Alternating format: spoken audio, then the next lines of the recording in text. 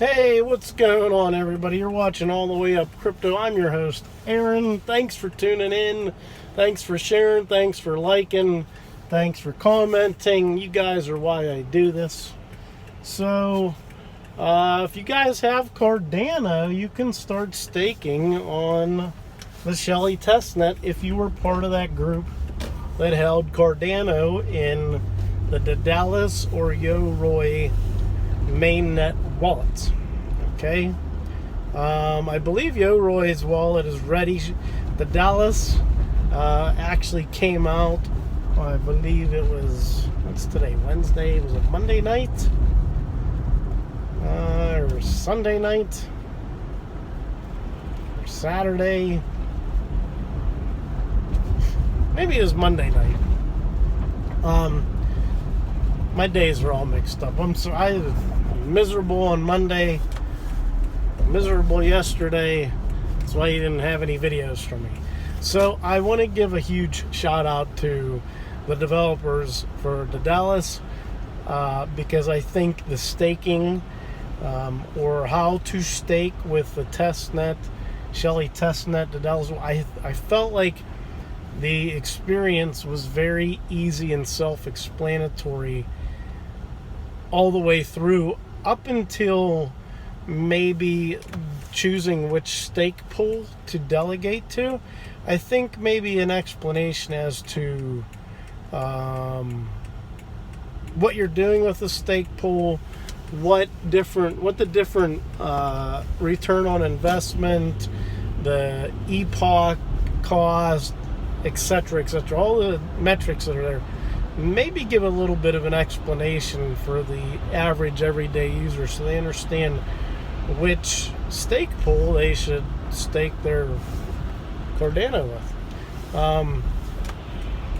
But other than that, I felt like doing it wasn't, I didn't need a video, I didn't need someone to explain to me. I said, I'm just going to have at it, and if I get stuck, then I'll worry about it. But it was rather simple. So whatever wallet you had your Cardano in at the snapshot, not the pre-snapshot, but the actual snapshot that occurred, was it November 29th maybe? Wherever you had that, whichever wallet had that in there, that seed phrase is the one you would input into the Shelly Testnet wallet. And voila, your ADA should show up there, and then you click on the staking icon, which is on the left, which that was the other thing that kind of caught me. I wasn't quite sure about that, even though the prompts were there to go ahead and stake it. That's what I said. The whole initial walkthrough to do it was pretty easy, but there's just an icon there, and click to see about staking or to get back to your staking information part of the wallet.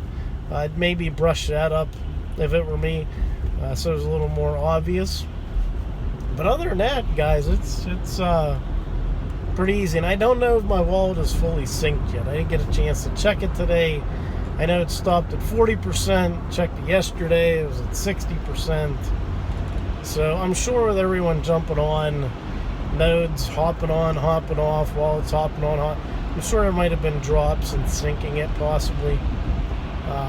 But I do know there was a lot of ADA locked up for the StakeNet, or for staking so far. So that's up to you. I think the concept of stake pools, adding that another layer of game theory, the competition side of things, considering, how can people game this situation? How can people take advantage of the economics of this blockchain? How do we create some game theory in there to prevent certain things from happening?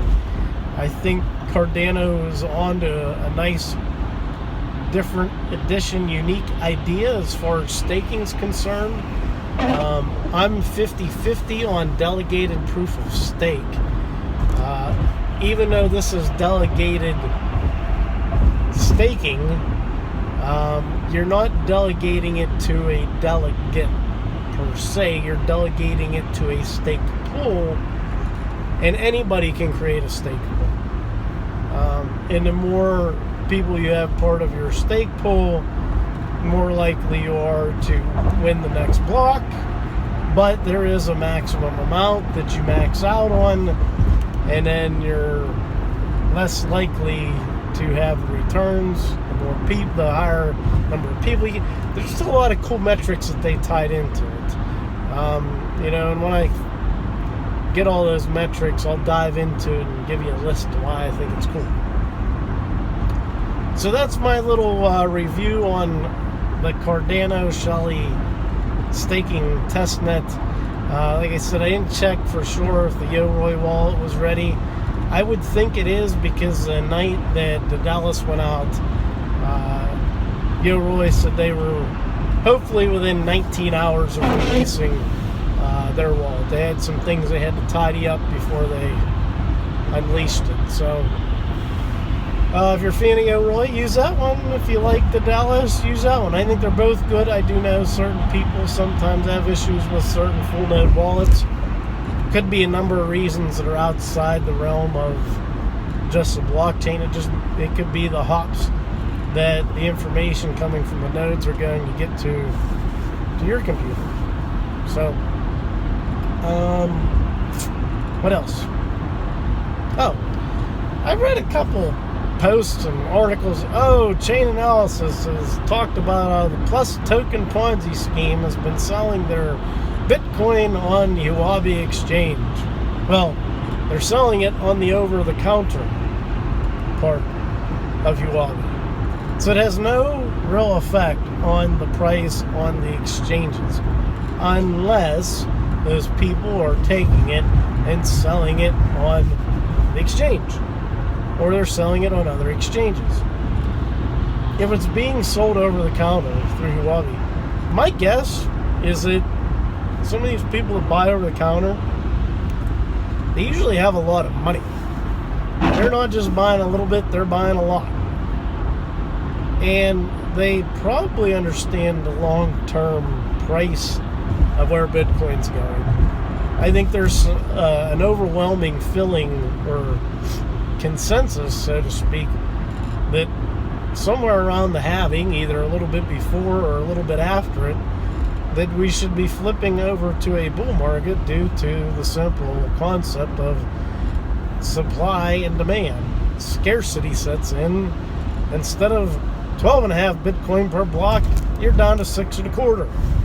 That means there's less Bitcoin to go around, which therefore should drive up the price, because it's more scarce. So I'm not buying anything about the Plus token selling on exchanges. I think it's just all over the counter stuff, and people are accumulating. Accumulation. Now is the time for accumulation. Dollar cost average in. I still think we're going lower. I think we're going lower than this. Could we not go lower? Yes. We could hang around this 6K level, which I think very possible. We hang around there for a little bit and drop down below, because that's where we hung out for a few months in 2018. Then we crashed down to the 3100 level. But yeah, I still got to find time to do a where does Aaron think the market's going, based off of several things that are in my head and in my gut feeling. And so far, from November 11th, when I drew out my potential price path, pretty spot on. Pretty spot on. All right, well, I hope you all are doing well. Hopefully, within a week or so, I can get a hold of the guys from Bravo Coin and do a little interview there, because there are some questions I have about certain things that I'd like answered. And I'd just like to dive in deeper and get a little technical with it, a little less technical, more simple stuff, and that's pretty much it. So, until we meet again, stay crypto, my friends. Peace.